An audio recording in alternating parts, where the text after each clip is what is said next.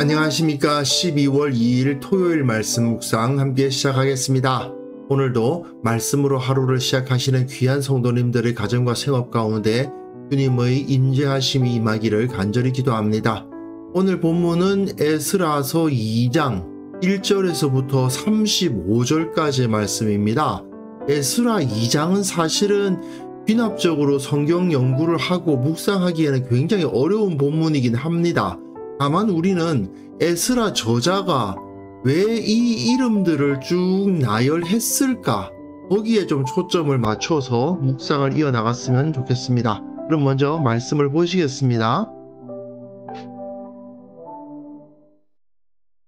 옛적에 바벨론 왕 느부갓네살에게 사로잡혀 바벨론으로 갔던 자들의 자손들 중에서 노임을 받고 예루살렘과 유다 도로 돌아와 각기 각자의 성읍으로 돌아간 자, 곧 스룹바벨과 예수아와 느헤미야와 스라야와 르엘라야와 모르드게와 빌산과 미스발과 비그웨와 르훔과 바아나 등과 함께 나온 이스라엘 백성의 명수가 이러하니 바로스 자손이 2172명이요 스바디아 자손이 372명이요 아라 자손이 775명이요 바한모압 자손 곧 예수아와 요압 자손이 2812명이요 엘람 자손이 1254명이요 삿두 자손이 945명이요 삭게 자손이 760명이요 바니 자손이 642명이요 브베 자손이 623명이요 아스갓 자손이 1222명이요 아도니감 자손이 666명이요 비그베 자손이 2056명이요 아딘 자손이 454명이요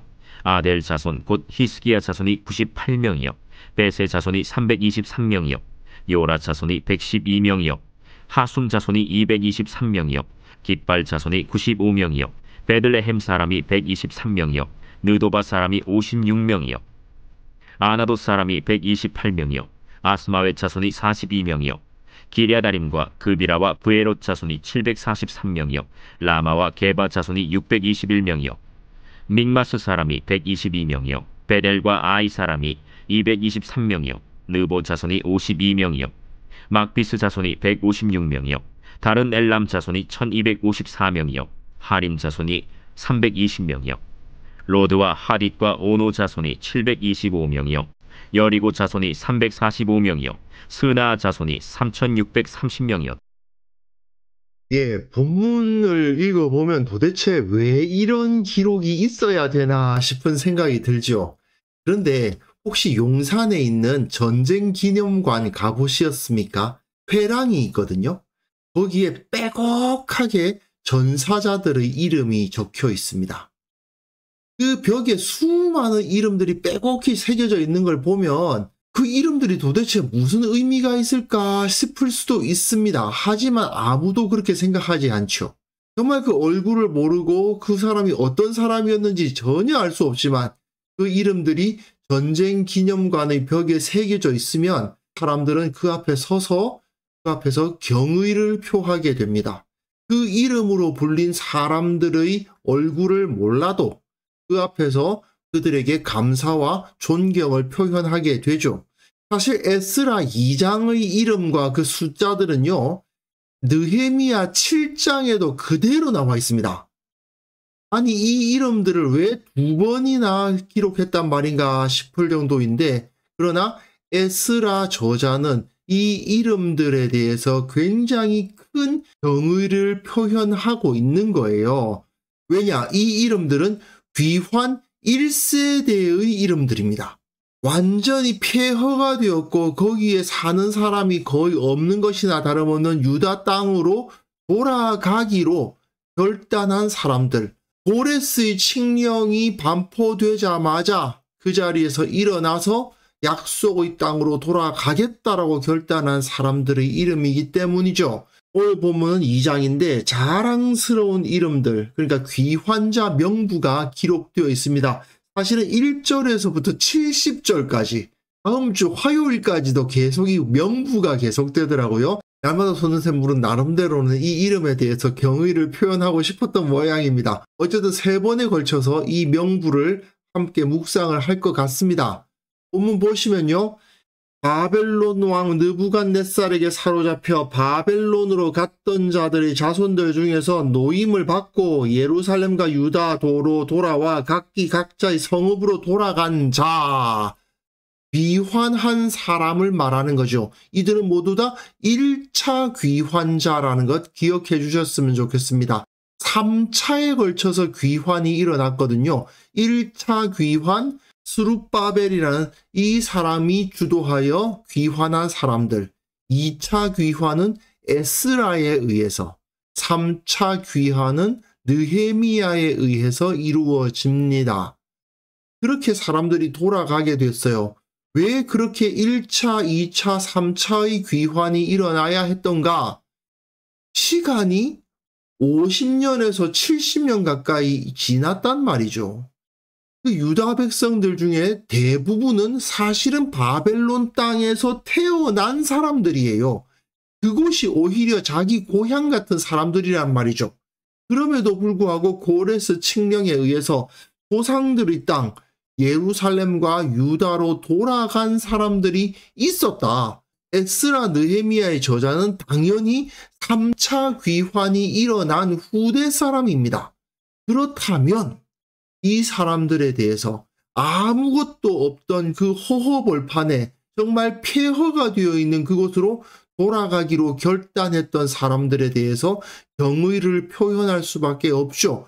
우리가 그 한국 전쟁에서 목숨을 바쳐서 이 나라를 지키기 위해서 다른 나라에서까지 와서 이 땅의 자유를 위해서 목숨을 바쳐주신 분들의 이름 앞에서 경의를 표현할 수밖에 없듯이 에스라 저자는 이들 이름에 대해서 경의를 표현하고 있는 것입니다.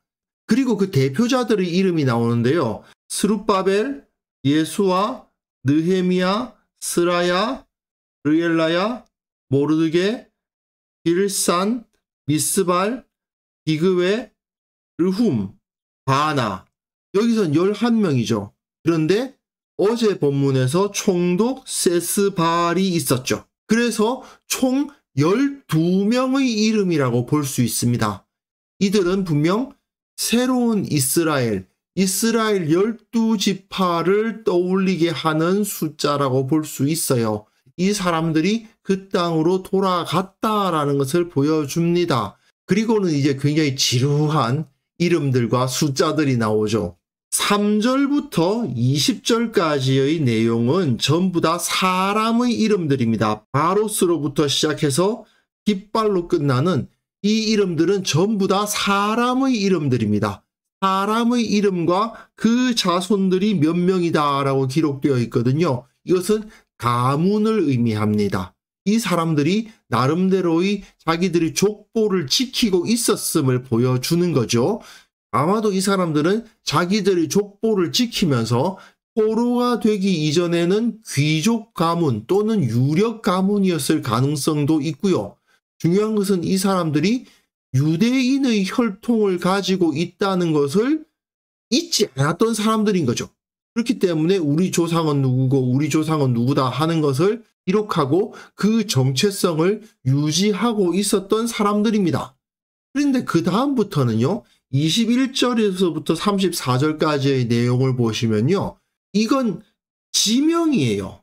베들레헴, 아나돗, 라마, 게바, 베델, 아이, 느보 이런 이름들 다 지명이란 거 아시겠죠? 뒤에도 보시면 여리고도 나옵니다. 이렇게 지명으로 분류되는 사람들 숫자도 꽤 있었습니다. 이 사람들은 특정한 가문의 의식을 갖추지 못하고 우리 할아버지, 우리 아버지가 베들레헴 살았다던데 여리고에서 살았다던데 뭐 이랬던 사람들인 모양입니다. 즉 그 세월 동안 자기들의 족보를 확고하게 지키지 못했던 어떻게 보면 뭐 평민들이라고 볼 수 있겠죠. 앞에서 자기 족보를 가지고 있었던 사람들은 그래도 자기 집안에 대한 의식을 가진 사람들이지만 이 사람들은 그런 의식이 별로 없었던 사람들인데 어쨌든 이런 사람들도 꽤 많은 숫자가 이렇게 모여서 그곳으로 돌아갔다는 것을 알 수 있습니다.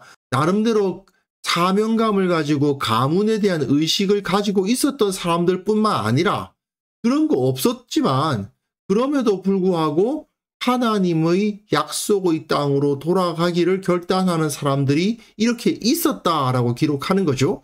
그리고는 스나야 자손이 3,630명이었다라고 기록하고 있습니다. 앞에서 이렇게 큰 숫자가 없거든요. 기껏해야 1,000몇백 명이었다 되어 있는데 3,630명이라는 숫자는 굉장히 큰 숫자입니다. 그런데 스나야라는 단어는 사실은 증오 또는 가시가 많다 뭐 이런 이름이거든요. 그렇다면 이건 뭔가 좀 천대당하는 듯한 이름입니다. 그래서 정확하진 않지만 아마도 이것은 그 당시 바벨론으로 끌려온 사람들 중에서 북이스라엘 출신 사람들도 있었을 수 있다. 또는 이방인이었는데 유대인들 사이에 살고 있었던 사람들이 바벨론으로 같이 왔을 수도 있다. 어떤 분들은 사회적 지위가 낮은 천민에 해당하는 사람들이었을 수도 있다. 이렇게 해석을 하는데 어쨌든 유다의 혈통이라고 말할 수 없는 사람들 그리고 유다와 베냐민 지방에 살지 못했던 사람들일 수 있다. 그러나 그 사람들을 다 한꺼번에 모아보니 꽤 많은 숫자가 모였다. 그들도 역시 하나님의 땅, 약속의 땅으로 돌아가기를 원하고 있었더라. 이런 것을 알 수가 있죠. 사실 약속의 땅이라 조상들의 땅이라 말은 하지만 아무것도 없는 폐허 아닙니까? 근데 그곳에 오직 하나님의 약속 하나 붙들고 우리는 그 땅으로 돌아가겠다라고 말하기가 쉽지 않습니다.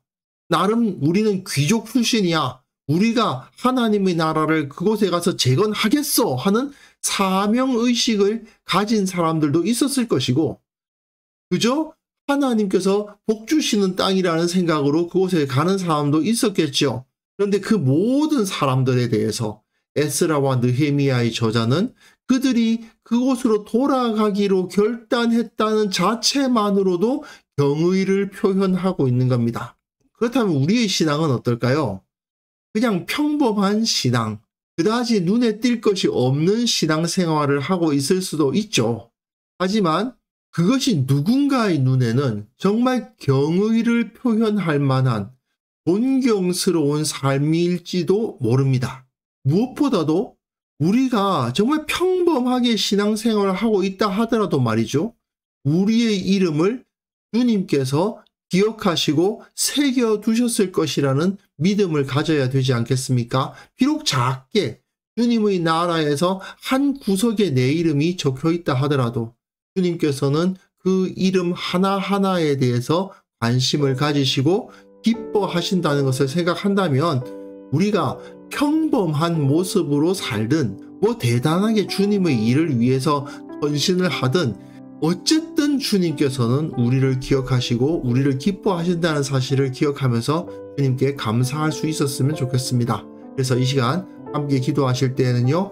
나와 우리 가족의 이름이 주님의 그 자랑스러운 명단에 올라갈 수 있게 하옵소서. 우리 교회와 우리 모든 성도들 주님의 부르심 앞에서 범대히 일어난 존경스러울 만한 정의를 표할 만한 자들로 기억되게 하옵소서. 함께 기도하는 시간 가졌으면 합니다.